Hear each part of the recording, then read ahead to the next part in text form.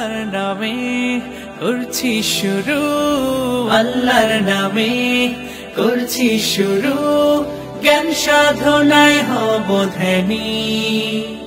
জানবো কোরআন হাদিস আমি, জানবো কোরআন হাদিস আমি, ইনশাআল্লাহ ইনশাআল্লাহ ইনশাআল্লাহ। শুকরান ইয়া রাব্বি, শুকরান ইয়া রাব্বি, শুকরান ইয়া রাব্বি, শুকরান ইয়া রাব্বি, শুকরান ইয়া রাব্বি, শুকরান ইয়া রাব্বি। আসসালামু আলাইকুম ওয়া রাহমাতুল্লাহি ওয়া বারাকাতুহু। আলহামদুলিল্লাহ ওয়াসসালাতু ওয়াসসালামু আলা রাসূলিল্লাহ ওয়া আলা আলিহি ওয়া সাহবিহি ওয়া মান ওয়ালা, আম্মা বা'দ। প্রিয় দর্শক, আপনাদের সবাইকে জানাচ্ছি অনেক অনেক মোবারকবাদ। মাহে রমজানের এই বরকতময় সময়ে যারা দেখছেন ইসলামিক জ্ঞানের mega reality show farm fresh দুধ নিবেদিত আলোকিত জ্ঞানী 2020 সাপোর্টেড বাই হামদর্দ, আপনাদের সবাইকে জানাচ্ছি অনেক শুভেচ্ছা। আমাদের এই আয়োজনের সাথে আরও যারা সম্পৃক্ত রয়েছেন: educational partner UCC group, airways partner Air Asia, co-sponsor Al Arafah Islami bank limited, microfiber group, Monovubon centre, flysabil.com, Islami bank Bangladesh limited, Sharif metal, Tasmeri hair oil এবং মাদ্রাসাতুল কলম। ভাবতে পারেন আল্লাহ রসুল সাল্লাল্লাহু আলাইহি ওয়াসাল্লাম যেখানে হিংসা বিদ্বেষ এগুলোকে হারাম করে দিয়েছেন, ঈর্ষাকে নিষেধ করেছেন, কিন্তু দুটো জায়গায় ঈর্ষা করা যায়। এক্ষেত্রে রসুল সাল্লাল্লাহু আলাইহি ওয়াসাল্লাম ইরশাদ করেন, রজুলুন আতাহুল্লাহু মালান ফাসাল্লাতাহু আলা হালাকাতিহি ফিল হক ওয়া রজুলুন আতাহুল্লাহুল হিকমা ফাহুয়া ইয়াকদি বিহা ওয়া ইউআল্লিমুহা। দুজন মানুষের ক্ষেত্রে ঈর্ষা করা যায়। একজন হচ্ছেন এমন ব্যক্তি যাকে আল্লাহ প্রাচুর্য দিয়েছেন, ধন সম্পদ দিয়েছেন, আর তা তিনি ব্যয় করছেন সত্যের পথে। আর আরেকজন হচ্ছেন সেই ব্যক্তি যাকে রব্বুল আলামিন জ্ঞান দান করেছেন, আর তিনি সেই প্রজ্ঞা দিয়ে মানুষের মাঝে মীমাংসা করেন এবং মানুষকে জ্ঞান শিক্ষা দান করেন। এই হচ্ছে সেই জ্ঞান, আর এই জ্ঞান নিয়ে আমাদের আয়োজন আলোকিত জ্ঞানী। আজকের পর্বে আমাদের মঞ্চে আমন্ত্রণ জানাচ্ছি চট্টগ্রামের বন্ধু শাহ আমানকে। আসছেন শাহ আমান। আলোকিত জ্ঞানী, আলোকিত। আসসালামু আলাইকুম। ওয়ালাইকুম আসসালাম ওয়া রাহমাতুল্লাহ। শাহ আমান, কেমন আছেন আপনি? আলহামদুলিল্লাহ। আলহামদুলিল্লাহ।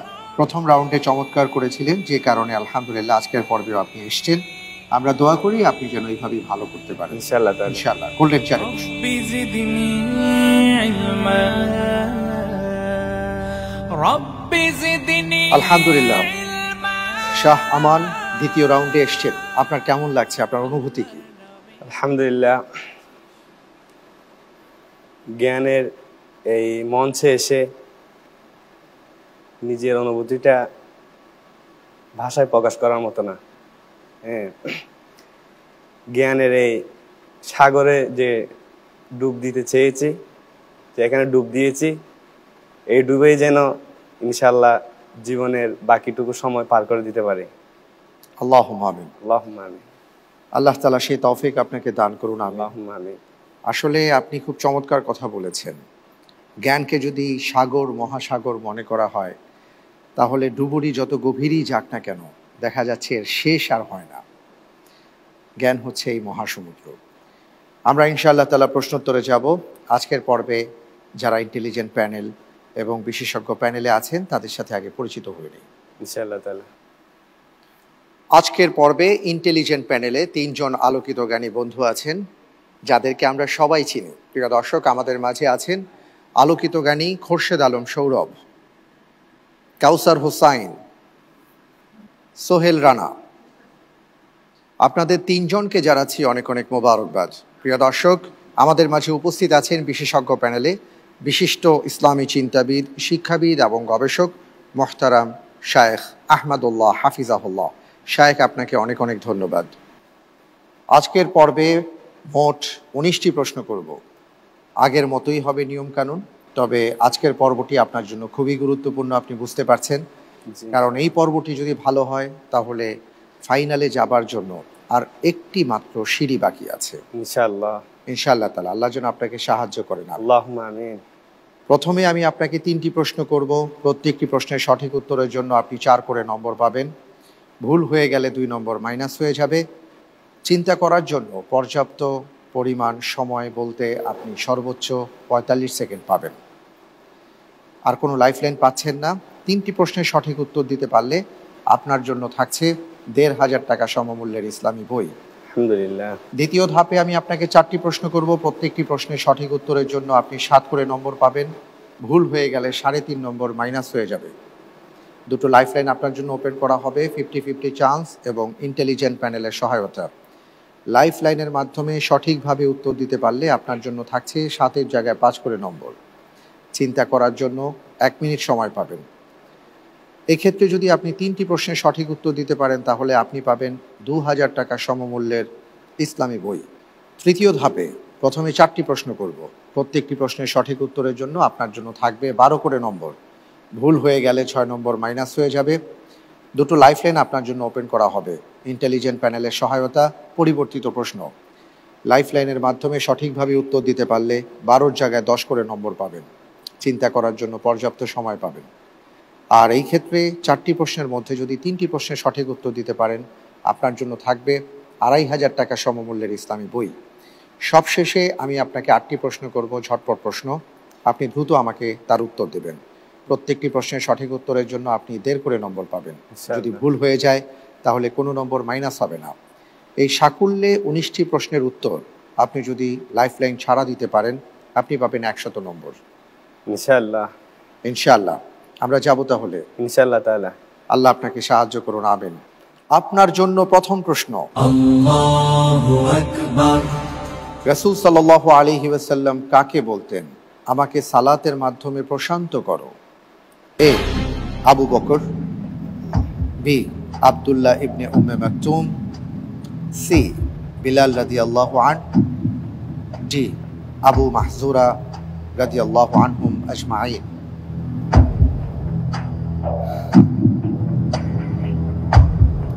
আলহামদুলিল্লাহ, উত্তর হিসেবে আমি বেছে নিচ্ছি ডি, আবু মাহজুরা রাদিয়াল্লাহু তাআলা আনহু। লক করে দিব ইনশাআল্লাহ। ঠিক তো? ইনশাআল্লাহ তাআলা।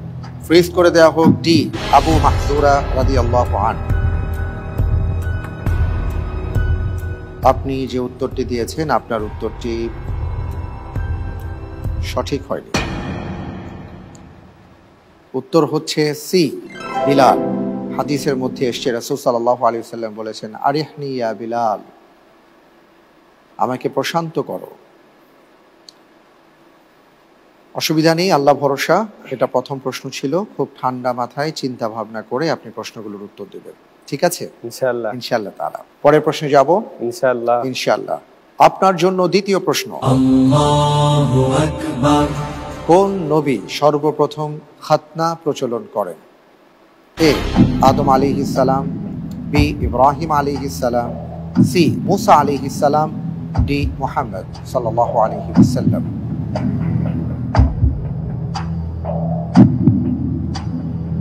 আলহামদুলিল্লাহ, উত্তর হিসেবে আমি বেছে নিচ্ছি বি, ইব্রাহিম আলাইহিস সালাতু ওয়াস সালাম। বি, ইব্রাহিম আলাইহিস সালাম। লক করে দেওয়া হোক বি।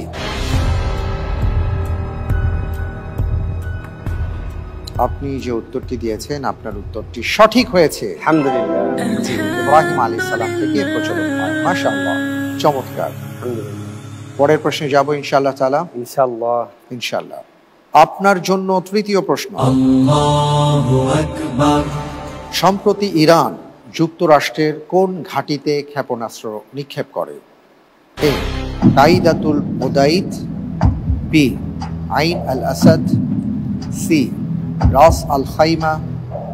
ডি, রাস আল আইন। আলহামদুলিল্লাহ, উত্তর হিসেবে আমি বেছে নিচ্ছি সি, রাস আল খাইমা। সি, রাস আল খাইমা। জি। আমি কি লক করে দিব না আর কোনো চিন্তা করবেন? ইনশাআল্লাহ। লক করে দেওয়া হোক সি, রাসুল খাইমা। আপনি যে উত্তরটি দিয়েছেন ইরান যুক্তরাষ্ট্রের যে ঘাঁটিতে ক্ষেপণাস্ত্র নিক্ষেপ করেছিল ইরাকে, আপনি বলছেন সি রাসুল খাইমা। আপনার উত্তরটি সঠিক হয়নি। উত্তর হবে বি আইন আল আসাদ। এই ঘাঁটিতে ক্ষেপণাস্ত্র নিক্ষেপ করেছিল। এ ব্যাপারে আমাদের মাঝে সোহেল রানা আছেন ইন্টেলিজেন্ট প্যানেলে। আপনি ইতিহাস চর্চা করেন, এইসব বিষয়গুলো ভালো খোঁজ খবর রাখেন। আপনার কাছে আসছি এই ব্যাপারে কিছু জানার জন্য। 1990 সালে সোভিয়েত ইউনিয়নের পতনের পর যুক্তরাষ্ট্র অনেক দেশে অনেক অন্যায় আগ্রাসন চালিয়েছে, কিন্তু তার এই আগ্রাসনের জবাব কখনো কোনো রাষ্ট্রীয় শক্তি দিতে পারেনি। এই প্রথম একটি দেশ, একটি মুসলিম দেশ যুক্তরাষ্ট্রে, যারা তাদের একজন জেনারেলকে অন্যায়ভাবে হত্যা করেছিল এবং এই হত্যার পর তারা এই আইন আল আসাদ ঘাঁটিতে ক্ষেপণাস্ত্র নিক্ষেপ করে এর জবাব দেয় এবং মার্কিন যুক্তরাষ্ট্র তাদের অত্যাধুনিক আকাশ প্রতিরক্ষা ব্যবস্থা ব্যবহার করেও এর একটি ক্ষেপণাস্ত্র ভূপাতিত করতে পারেনি এবং এই হামলার মাধ্যমে মার্কিন যুক্তরাষ্ট্রের যে একটি মিথ্যা পরাশক্তি হওয়ারই ছিল, অহমিকা ছিল, সেটি ধূলিসাৎ হয়ে যায়। অনেক ধন্যবাদ। আমরা প্রথম ধাপ শেষ করলাম, এবার দ্বিতীয় ধাপে যাব ইনশাআল্লাহ তাআলা। নিয়ম কানুনগুলো আপনার নিশ্চয়ই মনে আছে। প্রশ্ন করব ইনশাআল্লাহ। আপনার জন্য চতুর্থ প্রশ্ন। আল্লাহু আকবার। সেদিন মানুষ বলবে পালানোর জায়গা কোথায়? এই আয়াতটি কোন সূরায় এসেছে? এ সূরা নাজিআ, বি সূরা কিয়ামা, সি সূরা দাহর, ডি সূরা ওয়াকিয়া।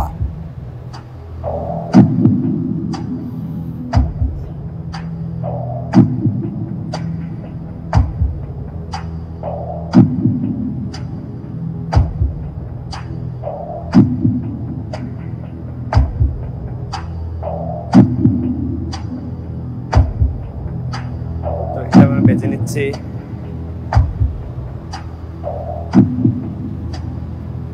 জি, সি সূরা দাহর। সি সূরা দাহর। জি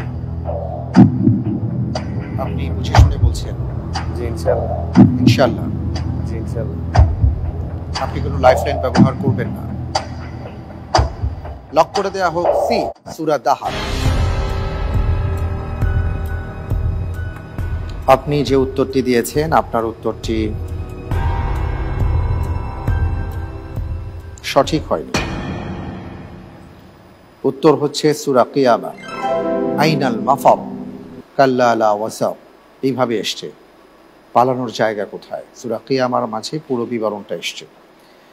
কোনো সমস্যা নেই। আমি একটি কথা বলি, সেটা হচ্ছে যে আপনার সামনে যেহেতু লাইফলাইন ছিল বা আছে, যতক্ষণ পর্যন্ত আপনি সুনিশ্চিত না হবেন ততক্ষণ পর্যন্ত আপনি চেষ্টা করে যাবেন আপনার উত্তরটা যেন অবশ্যই সঠিক হওয়ার জন্য যত উপায় উপকরণ আছে সেটা আমি কাজে লাগাতে পারি। ঠিক আছে? জি ইনশাআল্লাহ। ইনশাআল্লাহ তাআলা। আপনার জন্য পরের প্রশ্ন। আল্লাহু আকবার। নিচের কোন গ্রন্থকে আল জামিয়া ও আস সুনান দুটাই বলা হয়? এ ইবনে মাজাহ, বি নাসাই, সি তিরমিজি, ডি আবু দাউদ। 50-50 চান্স আছে। 50-50 চান্স দেয়া হোক। জি, দুটো অপশন আমাদের সামনে, বি নাসাই, সি তিরমিজি।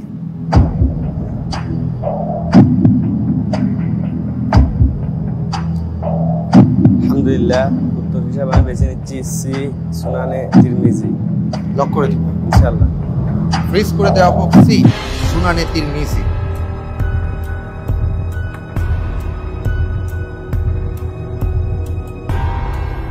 আপনি যে উত্তরটি দিয়েছেন, আপনার উত্তরটি সঠিক উত্তর। আলহামদুলিল্লাহ।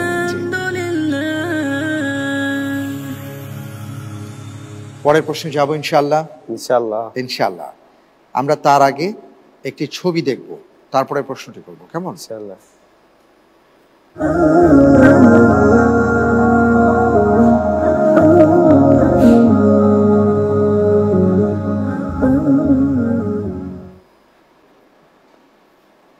আমরা মক্কায় অবস্থিত উম্মুল কোরা ইউনিভার্সিটির ছবিটি দেখলাম। এবার প্রশ্নে যাচ্ছি ইনশাআল্লাহ।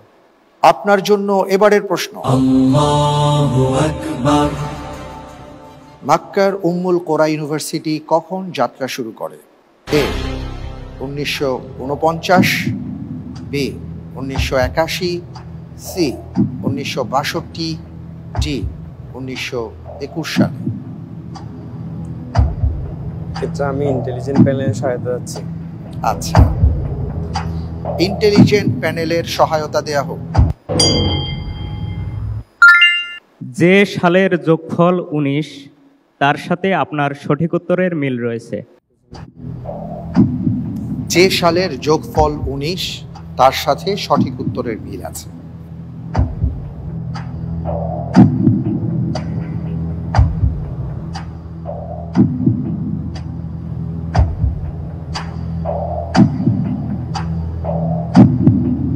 আলহামদুলিল্লাহ, উত্তর হিসেবে আমি বেছে নিচ্ছি বি 1981 সালে। 1981 সালে। লক করে দেওয়া হোক বি 1981।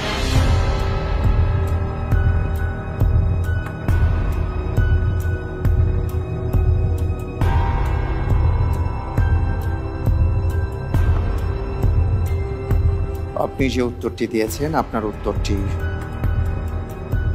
সঠিক উত্তর। আলহামদুলিল্লাহ, মাশাআল্লাহ। জি, 1981 সালে উম্মুল কোরা বিশ্ববিদ্যালয় যাত্রা শুরু করে। মাশাআল্লাহ, এইভাবে ঠান্ডা মাথায় চিন্তা ভাবনা করে ইনশাআল্লাহ তাআলা প্রশ্নগুলোর উত্তর দেবেন ইনশাআল্লাহ। আপনি যে প্রথম রাউন্ডে যে পর্বটি করেছেন, আপনার বন্ধু বান্ধবরা নিশ্চয়ই দেখেছেন, আপনার আত্মীয় স্বজন দেখেছেন, তাদের অনুভূতি কি? আলহামদুলিল্লাহ, সবাই খুশি হয়েছে, বিশেষ করে আমার ফ্যামিলির আব্বু আম্মু। আব্বু বলেছে এই যাত্রা যেন একদম মদিনার মুনাওয়ারা পর্যন্ত হয়। মাশাআল্লাহ, অর্থাৎ আপনি মদিনা মুনাওয়ারার আল জামিআতুল ইসলামিয়া বিল মদিনাতিল মুনাওয়ারা, মদিনা ইউনিভার্সিটিতে পড়াশোনা করতে চান? জি ইনশাআল্লাহ। ইনশাআল্লাহ, আল্লাহ আপনার ইচ্ছাকে পূরণ করুন। আল্লাহুম্মা আমিন। আর পাশাপাশি তো আলহামদুলিল্লাহ ওমরার সুযোগ আছে। আমরা জানি যে প্রথম 4 জন ভাই ওমরায় যেতে পারবেন, মালয়েশিয়া যেতে পারবেন। তারপরে 3 লক্ষ, 2 লক্ষ, 1 লক্ষ টাকা, 75,000 টাকা পাবেন। আর আপনার বাবা অর্থাৎ আমাদের চাচা, তিনি হয়তো এটাও মিন করতে পারেন যে তুমি যেন মক্কা মদিনায় ঘুরে আসতে পারো। আলহামদুলিল্লাহ, আল্লাহ যেন কবুল করেন, আপনার বাবার দোয়া যেন আল্লাহ কবুল করেন, আমিন। আমরা ইনশাআল্লাহ পরের প্রশ্নে যাব। ইনশাআল্লাহ। আপনার জন্য পরের প্রশ্ন। আল্লাহু আকবার। 1969 থেকে 2011 সাল পর্যন্ত কোন দেশের জাতীয় সঙ্গীতের নাম ছিল আল্লাহু আকবার? A Saudi Arabia, B Libya, C Djibouti, D Oman.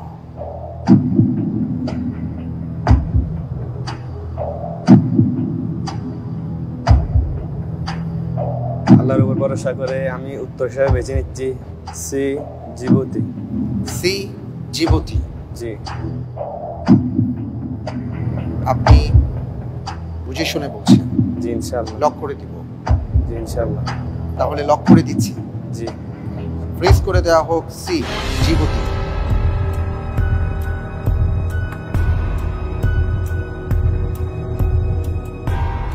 আপনি জিবুতিকে বাছাই করেছেন কেন একটু জানতে পারি?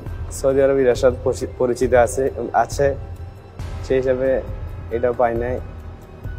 আর ওমানের জানা আছে। আর আফ্রিকাতে অনেক মুসলিম দেশে ইসলামকে প্রাধান্য দিয়ে যে করেছেন, এই জন্য আমি জিবুতিকে বাছাই করেছি। আচ্ছা, আপনি যে উত্তরটি দিয়েছেন আপনার উত্তরটি সঠিক হয়নি। আপনি কাছাকাছি ছিলেন, মূলত সেটা হচ্ছে বি লিবিয়া। লিবিয়া মূলত আফ্রিকার উত্তর দিকের একটি দেশ। আর সেনা শাসক মুয়াম্মার গাদ্দাফি 1969 সালে যখন ক্ষমতা আরোহণ করেন, তখন তিনি আল্লাহু আকবার এই শিরোনামে জাতীয় সঙ্গীতটি গ্রহণ করেছিলেন। তার মৃত্যু হয় 2011 সালে। আর তার মৃত্যুর পরে এটা বাতিল হয়ে যায়। আপনার চিন্তাটা ঠিকই ছিল, একটু হেরফের হয়ে গিয়েছিল। অসুবিধা নেই, আমরা পরের প্রশ্নে যাব। দেখতে পাচ্ছি যে আমরা দ্বিতীয় ধাপ শেষ করলাম, আর এই ধাপে আপনি 2টি প্রশ্নের সঠিক উত্তর দিতে পেরেছেন, আলহামদুলিল্লাহ। অনেকেই আমাদেরকে ভালোবাসেন, এই আয়োজনকে ভালোবাসেন, তারা ভালোবাসার বার্তা দিয়েছেন। আমরা একটু তাদের কথা শুনবো। ইনশাআল্লাহ। আসসালামু আলাইকুম। আলোকিত জ্ঞানী একটি ইসলামিক জ্ঞানের অনুষ্ঠান। এই অনুষ্ঠানটার মাধ্যমে আমরা ইসলাম সম্পর্কে অনেক কিছু জানতে পারি। আমি এই অনুষ্ঠানটার জন্য আল্লাহর কাছে দোয়া করি, আল্লাহ যাতে এই আলোকিত জ্ঞানীকে কবুল করে নেন এবং এটাকে আরও সমৃদ্ধশালী করে দেন, তার জন্য দোয়া করি। আমিন। অনেক অনেক ধন্যবাদ আপনাকে। আমরা তৃতীয় রাউন্ডে যাচ্ছি তাহলে। ইনশাআল্লাহ। নিয়ম কানুনগুলো মনে আছে, খুবই গুরুত্বপূর্ণ রাউন্ড। প্রত্যেকটা প্রশ্ন ভেবেচিন্তে আপনি উত্তর প্রদান করবেন, কারণ এখন চিন্তা করার জন্য আপনি একটু পর্যাপ্ত সময় পাবেন। যাব ইনশাআল্লাহ ইনশাআল্লাহ তাআলা। আপনার জন্য এবারের প্রশ্ন, Allahu Akbar. মাহদী সম্পর্কে কোন বিষয়টি সত্য? এ, তিনি ভারতবর্ষে জন্মগ্রহণ করবেন। বি, তিনি 10 বছর খিলাফতের দায়িত্ব পালন করবেন। সি, আল্লাহ তাকে এক রাতেই খিলাফতের যোগ্যতা দান করবেন। ডি, তিনি সবার সামনে নিজেকে মাহদী বলে পরিচয় দেবেন।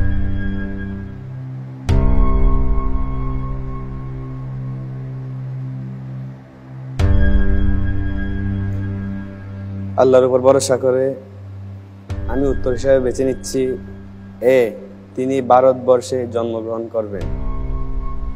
আপনি বলছেন যে মাহদী সম্পর্কে এই বিষয়টি সত্য? জি ইনশাআল্লাহ।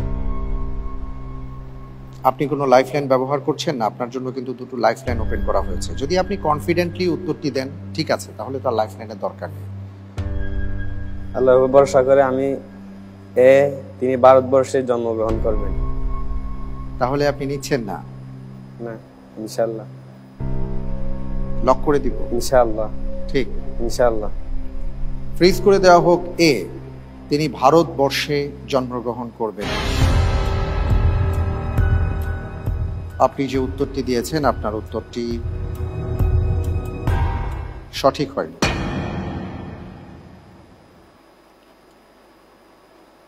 উত্তর হচ্ছে সি, আল্লাহ তাকে এক রাতেই খেলাফতের যোগ্যতা দান করবেন। আমি কিন্তু আগে আপনাকে বলেছিলাম ব্যাপারটি, যে আপনার যদি জানা থাকে তাহলে আপনি উত্তর দেবেন, কিন্তু যদি জানা না থাকে বা কোনো ধরনের সংশয় থাকে, আপনি অবশ্যই সর্বোচ্চ সুযোগ আপনি গ্রহণ করবেন, কোনো সমস্যা নেই। কিন্তু আপনি যে কথাটি বলেছেন যে তিনি ভারতবর্ষে জন্মগ্রহণ করবেন, এই কথাটি একটি বহুল প্রচলিত ভুল।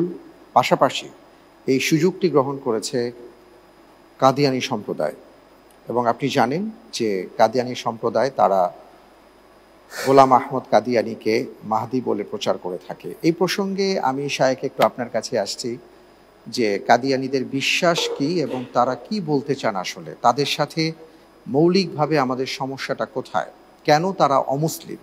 কাদিয়ানী সম্প্রদায় সম্পর্কে আমাদের ধারণা অত্যন্ত স্বচ্ছ এবং পরিষ্কার হওয়া উচিত, কারণ আমাদের সমাজে সব শ্রেণীর ওলামা একরাম, শুধু আমাদের সমাজে নয়, সারা বিশ্বের, মিডল ইস্টের প্রতিটি দেশে, পাকিস্তানে, বাংলাদেশে, মালয়েশিয়া, সারা পৃথিবীতে মুসলিম কান্ট্রিগুলোতে কাদিয়ানীদেরকে ওলামা একরাম, সাধারণ ধারার প্রায় সমস্ত ওলামা একরামই, তিনি হানাফি হন, সালাফি হন, আহলে হাদিস হন, যেই চিন্তার ওলামাই হন না কেন, সকলেই কাদিয়ানীদেরকে কাফের মনে করেন। তারা ইসলামের গণ্ডিভুক্ত নয়, তারা নামধারী মুসলিম হতে পারে কিন্তু তারা মুসলমান নয়। তারা কেন মুসলমান নয় সেই ব্যাখ্যা একজন মুসলমান হিসেবে আমাদের অবশ্যই জানা দরকার।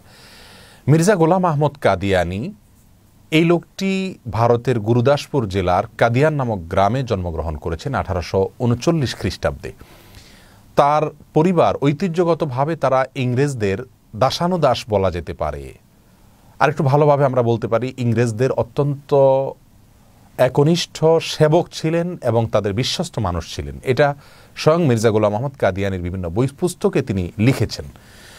যাই হোক, ভারতবর্ষ স্বাধীন করবার জন্য, দখলদার ইংরেজদের থেকে মুক্ত করবার জন্য যখন হিন্দু মুসলমান সবাই একযুগে লড়াই করেছিল, তখন তিনি মুসলমানদেরকে থামানোর জন্য ইংরেজদের হয়ে জেহাদের বিরুদ্ধে নানা রকমের ফতোয়া তিনি দিতে লাগলেন এবং জেহাদের অপব্যাখ্যা করতে লাগলেন। একটা পর্যায়ে কেমন যেন তিনি জিহাদকে অস্বীকারই করলেন। কাদিয়ানীদেরকে কাফের মনে করার অনেক বড় কারণের ভিতরে এটি একটি, যে জিহাদ এর আয়াতগুলোকে কার্যত তারা অস্বীকার করে, জিহাদের বিধানকে তারা কার্যত অস্বীকার করে। এবং সে বিষয়ে গোলাম মোহাম্মদ কাদিয়ানের বিভিন্ন গ্রন্থ, সেগুলোতে বিভিন্ন কথা উক্তি তিনি করেছেন, সেগুলোকে আমরা এখানে দলিল হিসাবে আনতে পারি। আবার আল্লাহ সুবহানাহু ওয়া তাআলার অস্তিত্ব প্রসঙ্গে, আল্লাহ সুবহানাহু ওয়া তাআলার পরিচয় প্রসঙ্গে আল্লাহ সুবহানাহু ওয়া তাআলাকে মানুষের সাথে তারা সাদৃশ্যপূর্ণ মনে করে, এরকম অনেকগুলো উক্তি তারা করে থাকে। বিশেষ করে কাদিয়ানীদের ধর্মগুরু আপনার মির্জা গোলাম আহমদ কাদিয়ানি এরকম অনেকগুলো করেছেন। মির্জা গোলাম আহমদ কাদিয়ানি এই লোকটি ইসলামের স্বতঃসিদ্ধ বহু বিষয়কে অস্বীকার করেন। সেগুলো হলো তাদেরকে কাফের বলার মূল কারণ। ইসলামের যে সমস্ত বিষয়গুলো স্বতঃসিদ্ধভাবে প্রমাণিত এবং সন্দেহাতীতভাবে প্রমাণিত, সেগুলো যদি কেউ অস্বীকার করে তাহলে তিনি মুসলমান থাকবার আর কোনো সুযোগ থাকে না। রাসূল করিম সাল্লাল্লাহু আলাইহি সাল্লামের নবুয়ত, এটা ছিল নবুয়তের শেষ মোহর বা সমস্ত নবী রাসূলের ধারার পরিসমাপ্তি হয়েছিল রাসূল করিম সাল্লাল্লাহু আলাইহি সাল্লামের মাধ্যমে। বিভিন্ন হাদিসে তিনি বলেছেন যে আমার পরে বহু মিথ্যাবাদী আসবে যারা নবী বা রাসূল নবী হওয়ার দাবি করবে, আমার পরে আর কোনো নবী আসবে না। আল্লাহ সুবহানাহু ওয়া তাআলা কোরআনে কারিমে রাসূল আকরাম সাল্লাল্লাহু আলাইহি সাল্লামকে খাতামুন নবিয়্যিন বা সমস্ত নবীদের শেষ নবী বা সমস্ত নবীদের আংটি অর্থাৎ মোহর মেরে দেওয়া হয়, অর্থাৎ নবুয়তের ধারাকে মোহর মারা হয় আংটির মাধ্যমে, সেজন্য তাকে আংটি বলা হয়েছে। অর্থাৎ তিনি এই ধারাকে শেষ করে দিয়েছেন, সমাপ্ত করে দিয়েছেন। আর নবী আলাইহিস সালামও বলেছেন বুইসতু আনা ওয়াস সাআতু কাহাতাইন, আমি এবং কিয়ামত এই দুইয়ের অবস্থান হলো দুই আঙ্গুলের মতো, অর্থাৎ আমার পরে পৃথিবীতে কিয়ামত হবে, মাঝখানে অন্য কোনো নবী আসলে অবশ্যই তিনি বলতেন। আর তাছাড়া নবী রাসূলদের একটা পদ্ধতি হলো তারা পরবর্তী নবী রাসূল আসার সুসংবাদ তার উম্মতকে দিয়ে থাকেন, তাদের গ্রন্থগুলোতে সেবার ইঙ্গিত থাকে। কোরআনে কারীম এবং হাদিস ঘাটলে আমরা দেখি বরং রাসূল করিম সাল্লাল্লাহু আলাইহি ওয়াসাল্লামের মাধ্যমে নবুয়তের পরিসমাপ্তি হয়েছে, পৃথিবীতে পরে সবচেয়ে বড় ঘটনা হবে কিয়ামত। অতএব এই সমস্ত বিষয়গুলোকে অস্বীকার করে কোরআনে কারীমের আয়াতকেই প্রকৃতপক্ষে অস্বীকৃতি হয়ে যায় এবং মুসলিম মিল্লাত যেটাকে স্বতঃসিদ্ধভাবে প্রমাণিত এবং গ্রহণযোগ্য কোরআন থেকে হাদিস থেকে মনে করে রাসূল আকরাম সাল্লাল্লাহু আলাইহি ওয়াসাল্লামের পরিসমাপ্তি তার মাধ্যমে নবুয়তের, সেটাকে তারা অস্বীকার করে। এই সমস্ত বিষয়গুলোকে সামনে রাখলে কাদিয়ানীদের কাফের বলার এবং তাদেরকে ইসলামের গণ্ডি থেকে খারিজ বলার যুক্তিগুলো আমরা অত্যন্ত পরিষ্কারভাবে বুঝতে পারি। গোলাম আহমদ কাদিয়ানী নিজেকে নবী হিসাবে, কখনো মাহদি হিসাবে, কখনো মাসিহ মাউদ হিসাবে, কখনো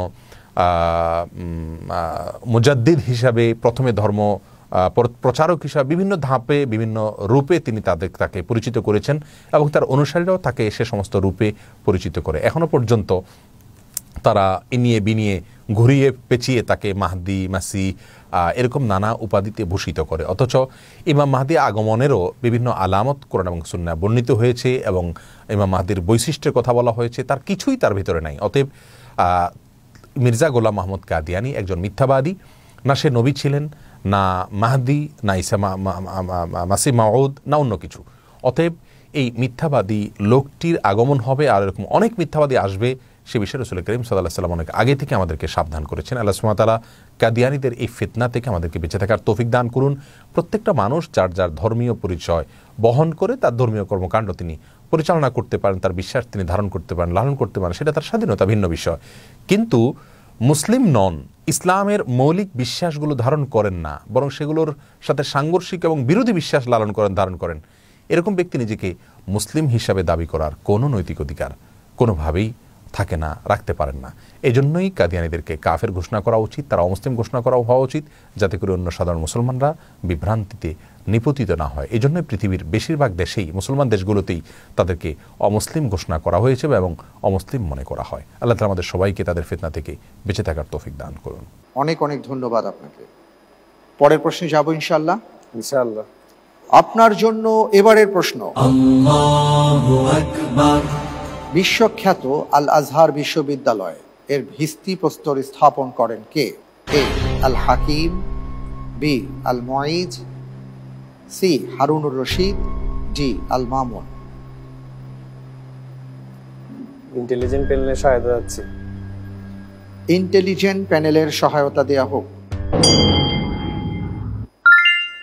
রাসূলুল্লাহ সাল্লাল্লাহু আলাইহি ওয়াসাল্লাম যে সাহাবীকে ইয়েমেনের প্রশাসক হিসেবে পাঠিয়েছিলেন তার নামের সাথে উত্তরের আংশিক মিল রয়েছে। জি, রাসূল সাল্লাল্লাহু আলাইহি ওয়াসাল্লাম যে সাহাবীকে ইয়ামানের প্রশাসক হিসেবে পাঠিয়েছিলেন তার নামের সাথে মিল আছে। আপনি যদি তার ক্লুটা ধরতে না পারেন, আপনার জন্য আরো একটি অপশন খোলা আছে, আপনি চাইলে সেটাও ব্যবহার করতে পারবেন। এটা আগে থেকে জানিয়ে রাখলাম। আলহামদুলিল্লাহ, উত্তর হিসেবে আমি বেছে নিচ্ছি আল হাকিম। আল হাকিম। আল হাকিম। জি। লক করে দিব ইনশাআল্লাহ। লক করে দিচ্ছি ইনশাআল্লাহ। ফ্রিজ করে দেয়া হোক আল হাকিম। আপনি যে উত্তরটি দিয়েছেন আপনার উত্তরটি সঠিক হয়নি। উত্তর হবে বি আল মুআইজ। মুআজ ইবনে জাবাল রাদিয়াল্লাহু আনহুকে ইয়ামানের প্রশাসক করে রাসূল সাল্লাল্লাহু আলাইহি ওয়াসাল্লাম পাঠিয়েছিলেন। মুআজ আর মুআইজ, আপনি মনে হয় বুঝতে পারেননি ব্যাপারটি। জি। সহজ বিষয় ছিল, যাই হোক, আল্লাহ ভরসা। এটা হতেই পারে, কারণ হচ্ছে আমরা এখান থেকে যাই বলি না কেন, প্রিয় দর্শক আপনারাও নিশ্চয়ই উপলব্ধি করছেন, দেখতে গোল্ডেন হলেও এটা যে কত হট সেটা যারা বসেন তারা উপলব্ধি করতে পারেন, তাই নয় কি? এখানে বসে যে আপনি ঠান্ডা মাথায় উত্তর দেবার চেষ্টা করছেন, এটাই তো অনেক বড় কিছু। আল্লাহু আকবার, আলহামদুলিল্লাহ। আমরা পরের প্রশ্নে যাবো ইনশাআল্লাহ ভাইয়া। ইনশাআল্লাহ। আপনার জন্য এবারের প্রশ্ন। আল্লাহু আকবার। দয়াময় আল্লাহ যাকে অনুমতি দেবেন এবং যার কথায় সন্তুষ্ট হবেন, সে ছাড়া কারো সুপারিশ সেদিন কোনো উপকারে আসবে না। এই আয়াতটি কোন সূরায় এসেছে? এ সূরা বাকারা, বি সূরা আম্বিয়া, সি সূরা তাহা, ডি সূরা নাবা।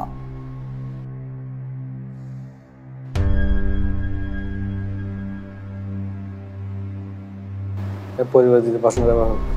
জি, পরিবর্তিত প্রশ্ন চাচ্ছেন। আপনি যে উত্তরটি না দিয়ে পরিবর্তিত প্রশ্ন চেয়েছেন, সঠিক উত্তর হচ্ছে সূরা তাহা। পরিবর্তিত প্রশ্ন দেয়া হোক। কোন মুসলিম দার্শনিক সর্বপ্রথম প্লেটো ও অ্যারিস্টটলের তত্ত্বকে সমন্বয় করার চেষ্টা করেন? এ আবু ইসহাক আল ফাজারি, বি আবু হামিদ আল গাজালি, সি আবু নাসর আল ফারাবি, ডি ইবনে ইসহাক আল কিন্দি।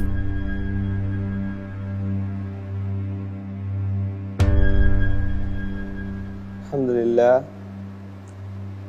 উত্তর হিসেবে আমি বেছে নিচ্ছি সি আবু নাসর আল ফারাবি। সি আবু নাসর আল ফারাবি। জি ইনশাআল্লাহ। আমি কি ফ্রিজ করে দিব? জি ইনশাআল্লাহ। লক করে দেওয়া হোক সি আবু নাসর আল ফারাবি। আপনি যে উত্তরটি দিয়েছেন আপনার উত্তরটি সঠিক হয়। উত্তর হচ্ছে ডি ইবনে ইসহাক আল কিন্দি। তিনি মূলত প্লেটো এবং অ্যারিস্টটলের যে মতবাদ ছিল সেটাকে সমন্বয় করার, তাদের তত্ত্বকে সমন্বয় করার চেষ্টা করেন। কোনো সমস্যা নেই ভাই, এটা হতেই পারে, কারণ আমরা তো আসলে সব কিছু জানবো এটা হতে পারে না, তাই না? কথায় আছে লা আ'লামু নিসফুল ইলম, আমি জানি না এটাই হচ্ছে জ্ঞান অর্জনের অর্ধেক। ইমাম মালিক রাহিমাহুল্লাহ বলেছেন, যে আলেম নিজেকে সুরক্ষা দিতে চান, যে জ্ঞানী নিজেকে সুরক্ষা দিতে চান, তিনি যতক্ষণ পর্যন্ত বলবেন আমি জানি না, এটাই হচ্ছে তার সুরক্ষার, প্রতিরক্ষার ব্যবস্থা। আর যখনই কেউ বলবেন যে আমি জানি, এটাই হচ্ছে তার ধ্বংস হওয়ার কারণ। আমরা আসলে কিছুই জানি না, জানার চেষ্টা করে যাচ্ছি, এটা খুবই স্বাভাবিক ব্যাপার। পরের প্রশ্নে যাই ইনশাআল্লাহ। ইনশাআল্লাহ। আপনার জন্য এবারের প্রশ্ন। আল্লাহু আকবার। কয়টি অবস্থায় পানি পাওয়া না গেলে আল্লাহ তাআলা তায়াম্মুম করার অনুমতি প্রদান করেছেন? এ 3টি, বি 4টি, সি 5টি, ডি 6টি।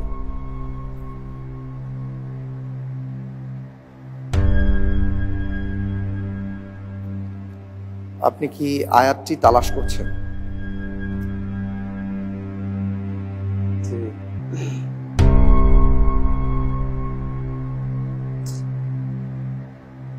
আমি একটু আপনাকে সহযোগিতা করার চেষ্টা করি। সূরা নিসার 43 নম্বর আয়াত।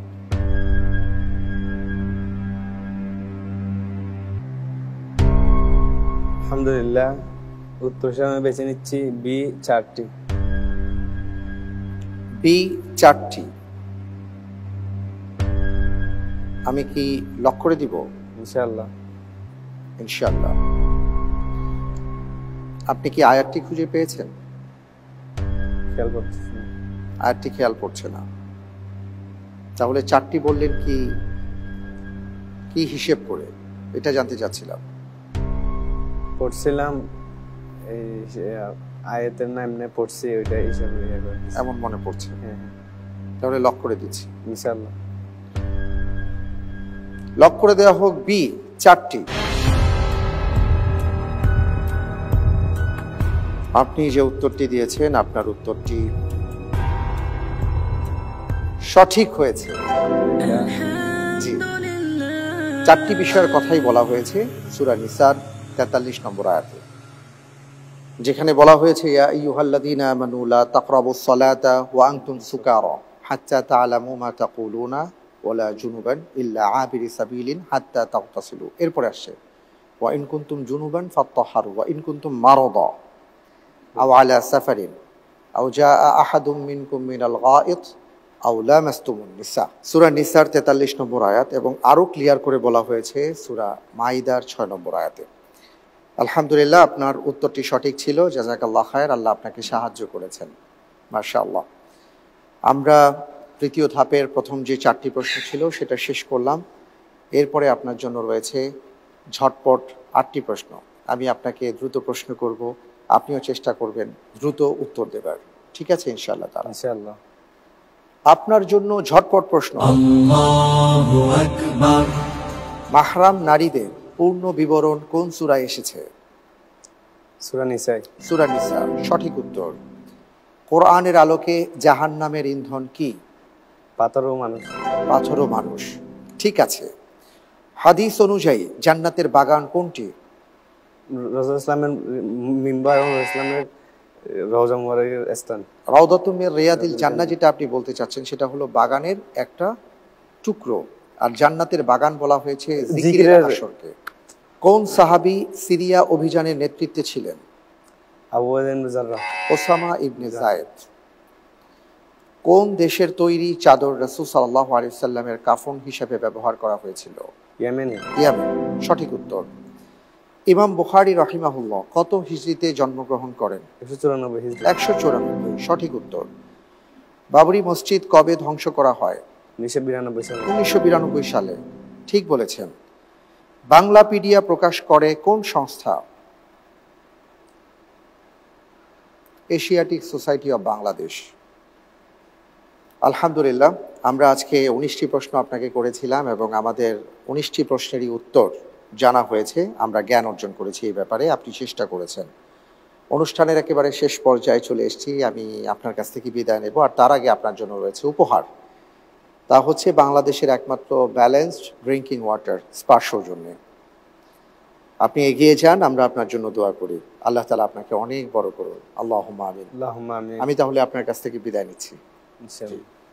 আলহামদুলিল্লাহ, প্রিয় দর্শক, আজকের পর্বে গোল্ডেন চেয়ারে বসেছিলেন আমাদের ভাই শাহ আমান চৌধুরী।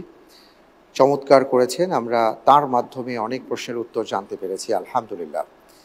বিদায় নেবার সময় হয়েছে, তার আগে আপনাদের জন্য রয়েছে আমাদের জ্যাকপট প্রশ্ন, আর তা হচ্ছে রমজানের কত তারিখ থেকে এতেকাফে বসার নিয়ম? উত্তর জানা থাকলে মোবাইলের মেসেজ অপশনে গিয়ে টাইপ করুন ALO আলো স্পেস দিয়ে আপনি আপনার নাম, ঠিকানা সঠিক উত্তর সহকারে পাঠিয়ে দিন 27171 নম্বরে, অবশ্যই আজ রাত 12টার মধ্যে। এছাড়াও আমাদের ফেসবুক ফ্যান পেজ আলোকিত জ্ঞানীর ইনবক্সে আপনার সঠিক উত্তরটি লিখে পাঠিয়ে দিতে পারেন রাত 12টার মধ্যে। লটারির মাধ্যমে আমরা 2 জন বিজয়ী বন্ধুর নাম ঘোষণা করব, আর তাদের জন্য রয়েছে ডিজিটাল পাবলিকেশনসের সৌজন্যে আকর্ষণীয় গিফট কোরআনিক পেন। এবার জানিয়ে দিচ্ছি গত পর্বের 2 জন বিজয়ী বন্ধুর নাম। চাঁদপুরের বন্ধু হাবিবা, মোবাইল 018673544, এবং সিলেটের বন্ধু সৈয়দা হালিমা সাদিয়া, মোবাইল 019889146। অভিনন্দন আপনাদের। আজকের পর্বে ইন্টেলিজেন্ট প্যানেল এবং বিশেষজ্ঞ প্যানেলে যারা উপস্থিত হয়েছেন আপনাদের সবাইকে এবং প্রিয় দর্শক আপনাদের সবাইকে ধন্যবাদ, মোবারকবাদ জানিয়ে আজকের মতন বিদায় নিচ্ছি। আল্লাহ হাফিজ। আসসালামু আলাইকুম ওয়া রাহমাতুল্লাহি ওয়া বারাকাতুহু। জানবো কোরআন হাদিস আমি ইনশাআল্লাহ ইনশাআল্লাহ ইনশাআল্লাহ।